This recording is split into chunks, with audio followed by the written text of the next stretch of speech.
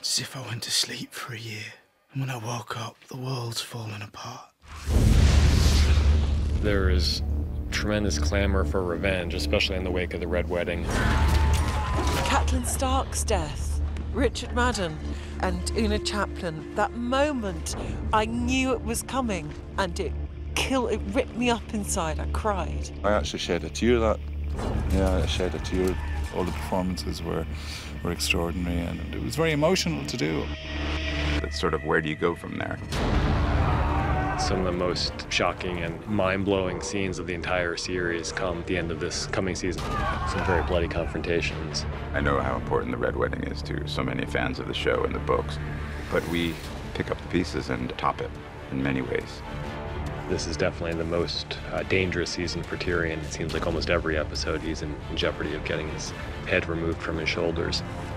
Tyrion has never been faced with this much public humiliation because he usually has an answer for it. I've talked myself out of 1,000 dark corners, Podrick. I don't think I'm talking my way out of this one. He's usually center stage, and he usually is better at it than the people around him. This time around, he's left as an audience member. I'm guilty of being a dwarf. There's no boundary with her and Tyrion of inflicting emotional damage. She's quite happy to do it. You've always pitied him. Our poor little brother. He'd kill us all if he could. Tyrion and Jaime definitely have a love that Tyrion doesn't have with the other members of his family. And he helped Tyrion a great deal this season.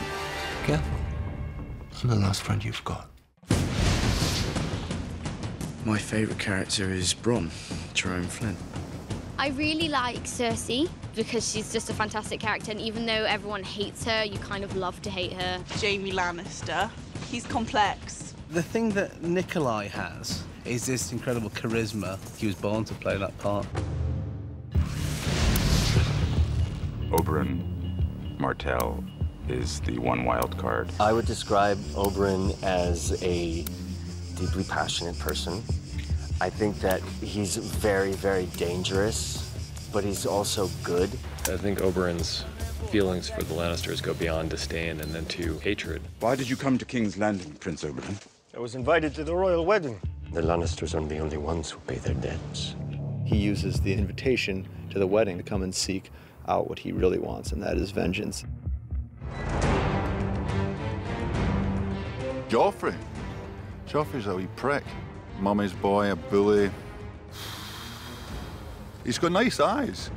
I feel like Jack, the actor, has an abundance of redeeming qualities. I feel like Joffrey, the character, less so. He's kind of always sits like squiffy on his chair. He's like always picking it at the handle, and he's like, I am the king! Joffrey, I mean, clearly the last person on Earth you would want to have any kind of power. I broke Stannis on the Blackwater. Pity you weren't there to help, Uncle. My apologies, Your Grace. I was rather busy. Busy getting captured. It's the best fun to play such a hateful or hate-inspiring character. Just to get the reaction out of someone is it's very satisfying. It's nice to, make people hate you. A royal wedding is history. The time has come for us all to contemplate our history. In terms of the challenge of the wedding, it's the entirety of it. It's the totality of a massive scene which takes up about half the episode. It was like shooting a short film in itself, actually. I was shocked by the sheer scale. I really have never seen anything like that in Game of Thrones before. I would find it very hard that I would have a wedding ceremony replicated like that again in my career. It was majestic, it was shimmering, and it just looked pristine. I think that's what Joffrey likes. He likes something ostentatious and grand. The great thing about this show is they like to put you into atmospheres and into environments that conjure up certain feelings inside of you when you're playing the scenes out. Your imagination is kind of fueled, it's all there. My throne room is a mini tropical version of a Westeros throne room. That set is unbelievable. I walked in and was like open-mouthed for a good 10 minutes. Very intimidating. And Amelia's lovely, but you kind of look up at them and it's kind of frightening. She's exploring what kind of a leader she could be. How can I rule 7 kingdoms if I can't control a single city? The cities that Dany has previously liberated are beginning to revolt because it's all well and good going in and cutting the tie and seemingly breaking people free, but if you don't leave them with any kind of a structure or any kind of a commander who shares the same morals and views as the person who liberated them, then it's a free-for-all. They can live in my new world, or they can die in their old one. When the dragons were first born, they were adorable little babies and completely devoted to their mother, and they couldn't even eat without her. With each season, they grow, and with each season, they become a little bit more dangerous. And now they're at the point where they're not babies anymore. They are outgrowing the restrictions that she's placing on them. She's always feared it. I mean, for goodness sake, they're dragons. They've killed her enemies. What's going to stop them from killing anyone? Because they're dragons in a non-dragon world. They're dragons, Khaleesi. They can never be tamed. I think it's kind of a symbol of her losing control of herself and losing control of what she's doing. And the thing that I got most excited about is Jon is not the same man from season to season. There's too much that's happened to him, too much that's gone on and that he's had to learn from. We find him in season 4. He's in a very bad place as far as how he feels he treated Ygritte and his honour because of that. Not only breaking his vows to the Night's Watch, but breaking his vows to her. He's in a lose-lose position, really. But he has to make good. You've done nothing wrong. I've done plenty wrong. He's reunited with Sam, which is a good thing, but their relationship's changed. Sam and Jon's relationship this year is as even and equal as it's ever been. There's more confrontation between them this season. You're a wildling girl. She's one of the raiders. She's not my girl. Ah, but she was, wasn't she? It's a very different relationship we find themselves in, but still a loving one, still a caring one. And I think without Sam, Jon would crumble.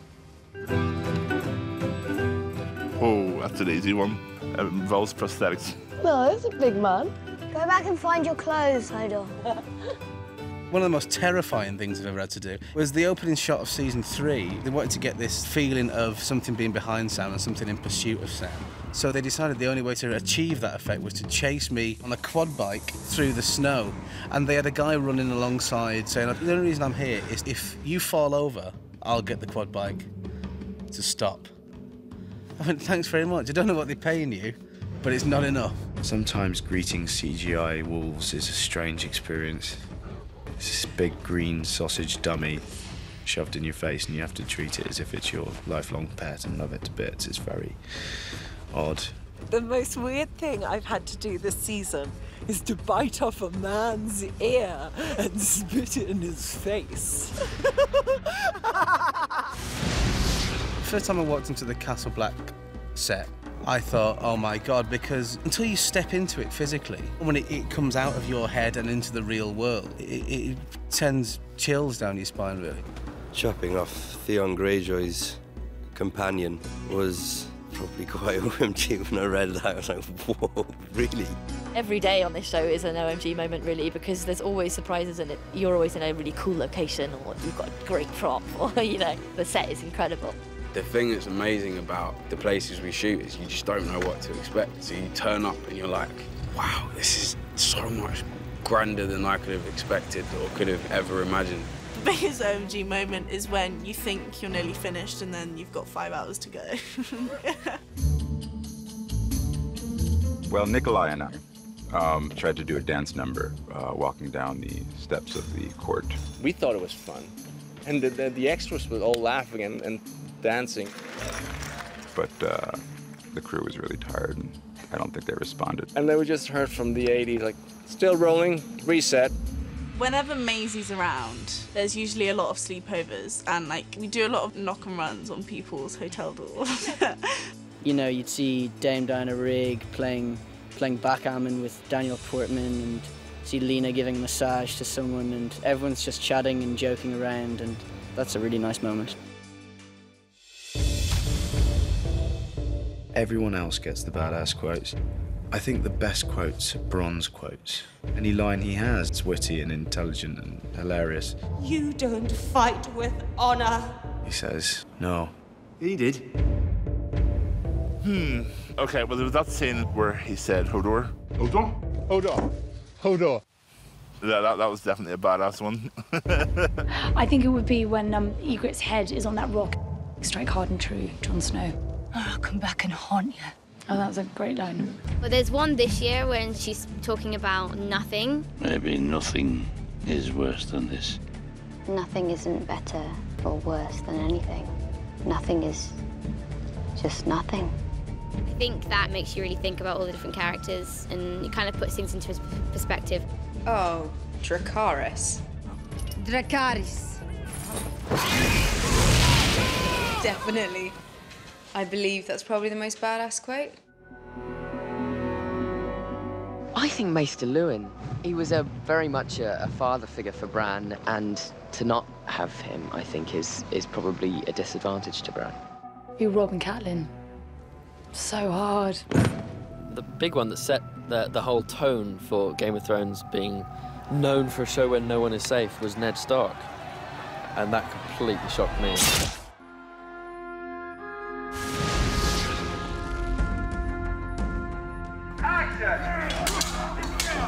I think as in previous seasons, there's a build. I think what makes this season different is that things really get going much more quickly. It's more thrilling throughout than Season 3 was. There's definitely objectively more action, and there are a whole lot of things on the production front that we've never done before. Everyone's kind of now loading the guns, loading their arrows, sharpening their knives, and it's just right. It's not building towards one specific climactic event. There are more climactic events in Season 4 than there have ever been before. Every season up until now has been, episode 9 has been the big episode. Season 4 is just very steady. The stakes are higher throughout the season than they have been before. This season, the story just gets more intense. Some really juicy mental storylines, and it's just really exciting. The button's pressed and the accelerator is firmly to the floor here. There's a lot of action. The good guys are coming back this year, and that's nice to see. Yeah, we're making a stand. We hope people, when they come out of the season, will feel that the impact of the season as a whole would be even greater than the impact of the previous season. There are so many quality shows on television that I love and admire, but I don't think there's one with the scale of Game of Thrones in terms of the size of the cast, in terms of number of countries we shoot in, and you know, who else has dragons, really?